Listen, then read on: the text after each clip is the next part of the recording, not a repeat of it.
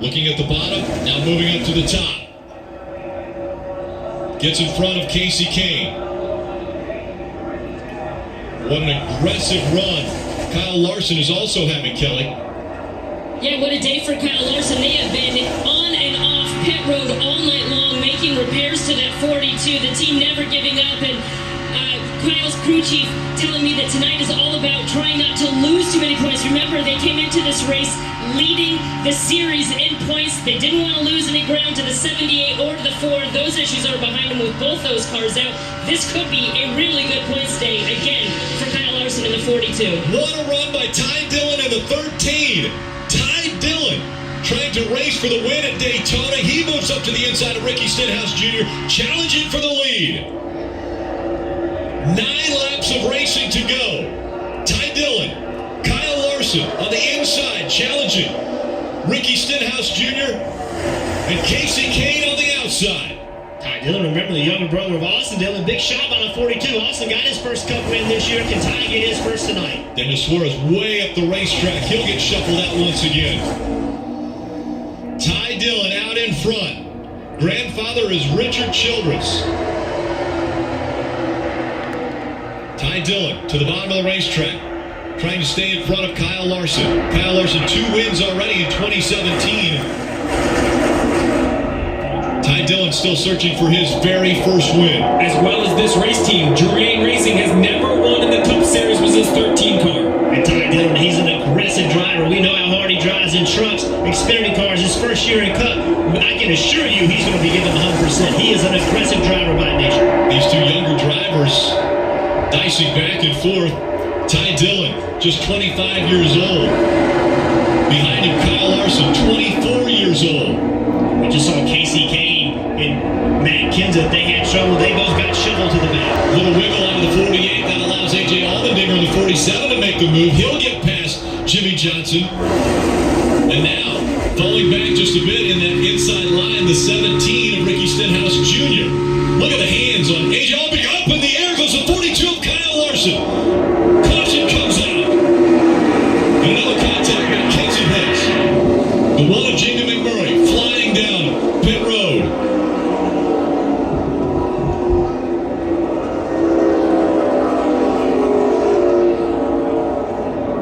Kyle Larson up in the air, right in front of the grandstands. See him removing the steering wheel. A lot of damage to Kurt Busch's 41. We're done. Big disappointment. Daytona 500 winner, hoping to come back and defend. Take a look. This is what happened to the 42.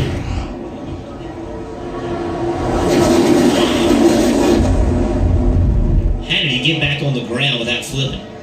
See right here, he gets down low. The 17, Ricky Stenhouse, tries to fill the upper lane. The 42 tries to block. And as you said, the 42 was destined to go airborne. The roof flaps deployed, setting the 42 back on the ground. And as that happened, the 41 of Kurt Busch crossed the tri-level, took a hard hit. This is another great action shot right here. Watch this 42. Hits the wall, then gets pushed into the air by the 17. You see the roof flap open. The car sets back on the ground.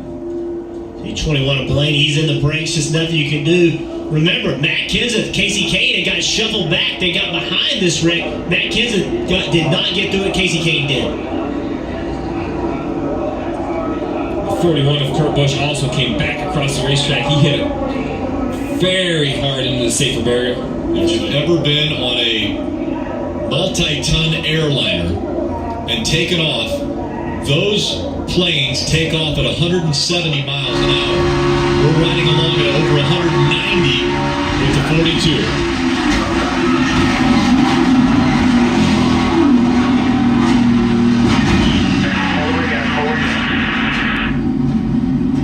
His hands off the wheel for 90% of that.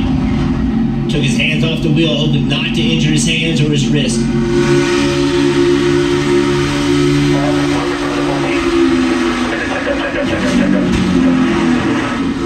What a sickening feeling. Looking out the windshield, a car in the air in front of you, not knowing what's going to happen. That was Ryan Blaney's vantage point. Once again, the 17 of Ricky Stenhouse Jr. had filled that hole, and a big hit by the 41 of Kurt Busch. The red flag has been displayed. Those are the angles that just tremendous impact. The 41 down at the bottom of the racetrack gets caught in the quarter panel, it looked like. So you see him down there on the bottom. The action starts happening on the outside. When the 41 gets clipped, turns right up the road. Sure. One car came up, the other car came down. It's hard for me to see when it first starts. We always want to point fingers right here. They got together, but I mean, it's simple to me that I think Ricky Stenhouse has committed to the top. I think Kyle Larson was a lane down. He either did not know or thought he could protect against the 17. If I use the wall as a reference, the 17 is running straight. It's the 42 moving to the right, gets onto his bumper. But that's what you do. It's 6 to go at Daytona. You have to protect. You have to be aggressive. If the 42 can squeeze the 17 and perhaps get him to crack out of the throttle, he'll have a run down the front straightaway. I think it's important to note, though, when these cars are that close, inches apart from side to side, these cars don't track straight. When you get beside another car, it can push your car away. Sometimes it can pull it to it. So sometimes you have no wheel input whatsoever. You get into the guy in front of you. I just think that's close racing late in the race. I agree with you. Stenhouse never moves. He's perfectly straight here.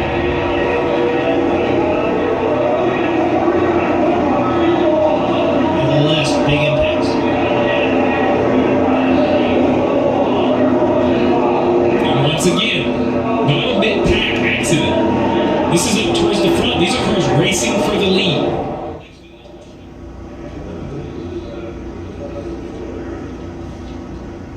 Up in the air. It's not the first time for Kyle Larson at Daytona where he has been up in the air in a car. If we go back to 2013 in the Xfinity Series, Kyle Larson up into the fence. That's actually the engine that had come out of that car. They got caught up in the catch fence. The front end of the car completely torn off. So Kyle Larson up in the air once again at Daytona, this time in the Monster Energy Cup Series. And the result of this, top 3, Ty Dillon, David Reagan, A.J. Allmendinger. Ricky Stenhouse Jr. was involved in the incident. And Rick, these tri-ovals, that is the concern. The cars come through, they're not very loaded, and as they get hit, coming to the start-finish line is normally where we see all the action. As they get hit by other cars, it kind of propels them up into the air. And unlike the back stretch, the front stretch, that catch fence is coming at us. So this is on board with A.J. Allmendinger seeing right out of the helmet can. You see the 42 off to his right, goes airborne, and that's it. The 47 is past accident. He, at this point, can just stay wide open.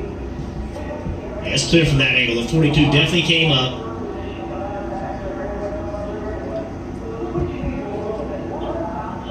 And once again, what an amazing job by NASCAR to make sure these cars stay on the ground.